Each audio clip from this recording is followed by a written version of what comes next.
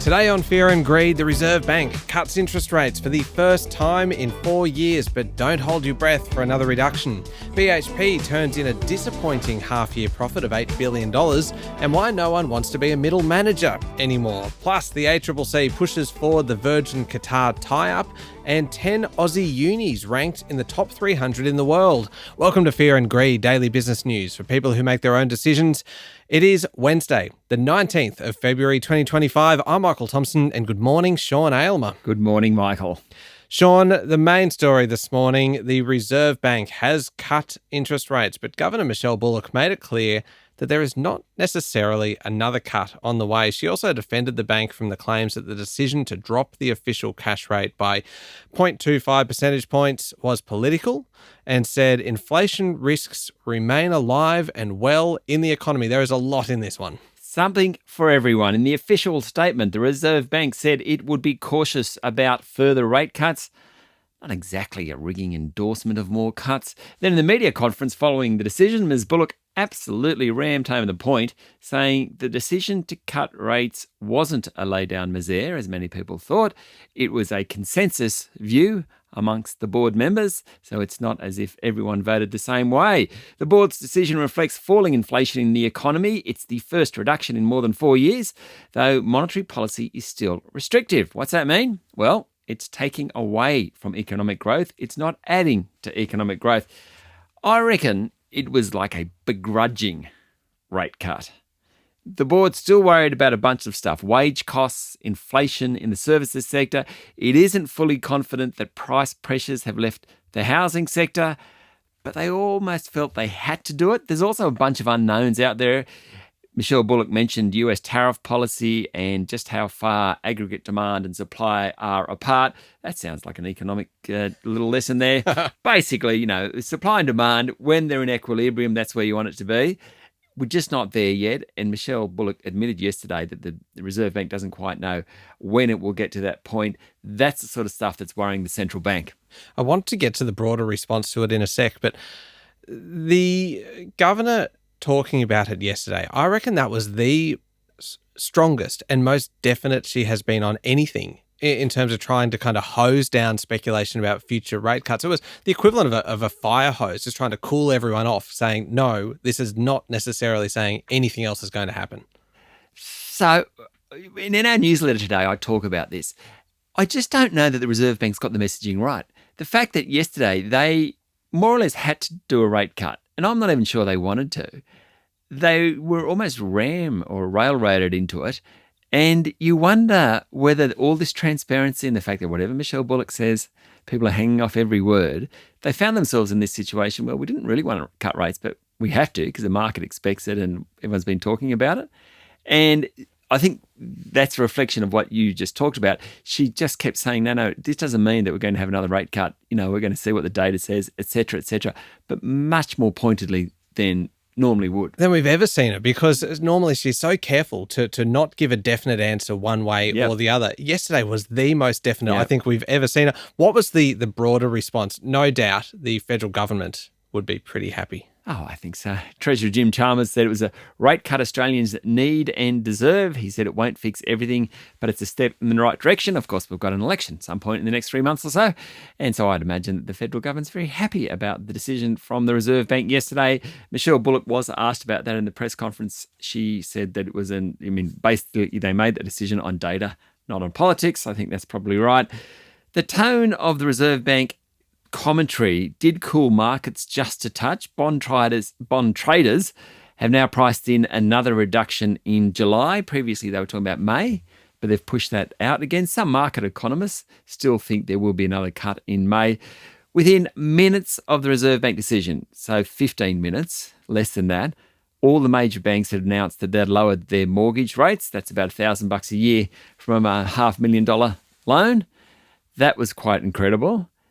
The lenders. So we were sitting next to each other when this happened at 2:30 and we had the Nova radio on, and within, 20 minutes, there were ads running from one of the lenders saying, you want to take advantage of the rate cut? Come and see us. It was phenomenal how fast that happened. Yeah. There's been a great deal of expectation that this was on the way. And if you happen to be with a bank now that is not passing it on, then I think you're well within your rights to ask why, Sean. After the show, stick around. We've got an interview coming up with Gareth Aird, the head of Australian economics from Commonwealth Bank, who knows this space so well. Yes, he's happy because he's been calling for a rate cut in February and it came to fruition. We talked to him about why the Reserve Bank did it and the chances of another rate cut in the next few months. Yeah, so that one's coming up a bit later on. Now, you mentioned the bond market. How did the local equity market respond? The S&P ASX 200 fell really sharply after the announcement, bounced straight back up and then fell. In the end, it closed down about 0.5% to 8,481 points. Energy and financial stocks did worst. Healthcare companies did best. Maybe there's just a bit of disappointment around the place that there isn't obviously another rate cut on the way. Certainly that sort of ended up with all the big banks being sold off. It took me a bit by surprise there, Sean. I was just thinking that normally in the middle of earnings season, where we are now, we would be talking a very lengthy report right now, what happened on equity markets. But because this was such a big news day yesterday, that all of a sudden just pushes everything else to one side, doesn't it? Because we had BHP come out yesterday, turn in a disappointing underlying profit of $8 billion for the second half of last year, cutting its dividend to its lowest level in 8 years. I love the fact that BHP can do $8 billion underlying profit. Yeah. And it's disappointing. Bit of luck next time. Basically, weak demand for steel out of China is hurting BHP. BHP exports a lot of iron ore. A couple of years ago, that was about 70% of its income. Not quite as high nowadays. But the fact that China doesn't want as much steel, prices have dropped. So it's actually more value than volume. And as a result, the underlying profit was 23% lower than 12 months earlier. Coal prices were also softer. Now, boss Mike Henry said he's seeing tentative signs of recovery in China. That's good. The reason that BHP has given shareholders such a low dividend is that they can keep the cash because they want to invest in other commodities, i.e. copper. Now, in the last couple of years, BHP has spent $13 billion buying Oz Minerals, a copper group, Philo Corp.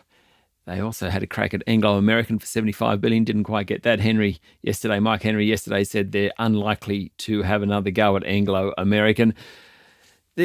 Undoubtedly, the tone of discussion yesterday was all about copper, and a little bit more about copper. Now, they've got Olympic Dam, they've got deposits in Chile, Argentina, US. It is the future. It isn't iron ore, and clearly that's what Rio thinks. On global trade tensions, Henry said he didn't know where things will land, but they could directly impact BHP.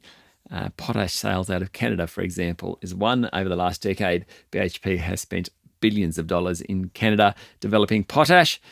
Overall, BHP's share price dropped initially. By the end of the day, it was actually slightly higher. Given the market itself was down, it was a pretty good day for BHP. You mentioned before, and I completely missed this, the Fear and Greed newsletter that comes out today.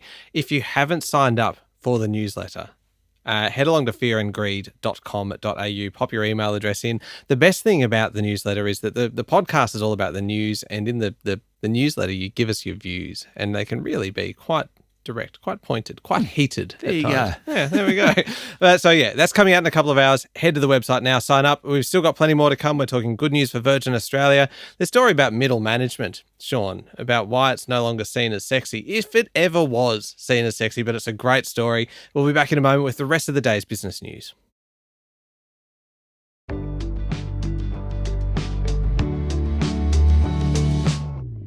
Sean, Virgin Australia's plans to resume long-haul flights using Qatar planes has been given the green light by the competition watchdog. The Australian Competition and Consumer Commission's draft decision said the tie-up between the two carriers will be good for travellers. In fact, let me quote, several public benefits including providing enhanced products and services for air travellers, which would include increased choice of international flights with additional connectivity, convenience, loyalty program benefits, all sorts of things.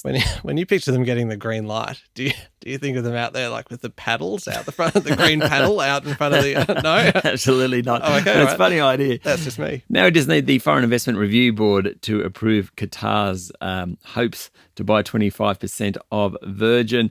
I'd imagine it'd be a very courageous government to not allow it. Also yesterday, the latest data from the ACCC on domestic travel. And since Rex's demise, Virgin's share has grown continually. In December, it had 35% market share. Why is that significant? Because Qantas had 34.6%. It actually beat. Oh, wow. It beat Qantas. Now, Jetstar was at 29%. Obviously, Jetstar is part of Qantas. But Virgin has done really well post-Rex, up to 35%. That data also shows that cancellation rates are falling, flights are fuller, and airfares are stabilising. In fact, they were down 3% on the previous December. We talked about BHP before. There were plenty of other results out yesterday. This is an interesting one. Four-wheel drive parts and accessories group, ARB Corporation's net profit last half dropped slightly, even though sales were up. I like this company. Like, plenty of investors like this company. It basically sells bull bars, canopies, a range of sort of off-road enthusiast accessories. You're looking at me laughing. That is the last thing I am, right? I know nothing about this stuff. Considering you drive like a people mover, I'd just love to see you put a bull bar on that thing. Well, look, the overall automotive market grew in the last 6 months of last year, but the number of utes purchased has fallen. So, fewer utes, fewer sales for ARB. Toyota Hilux sales down 23%, Ford Ranger down 21%, Isuzu D-Max 21%. These are all names that I just say. I don't really know what they are. I just know there are a lot of people that drive them around the place and clog up the roads. It's pretty irritating. It's entirely foreign to you, isn't it? Yeah, totally foreign. Anyway, that was bad news for ARB. I mentioned this one at the top, the Times Higher Education Reputation Rankings. Is among the most recognised rankings of global universities because there's a bunch of different rankings.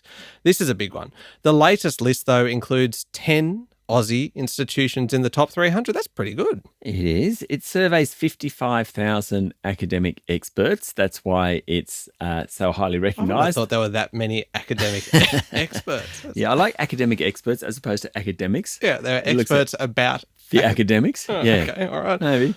The number one university in Australia, Melbourne Uni, 47 in the world.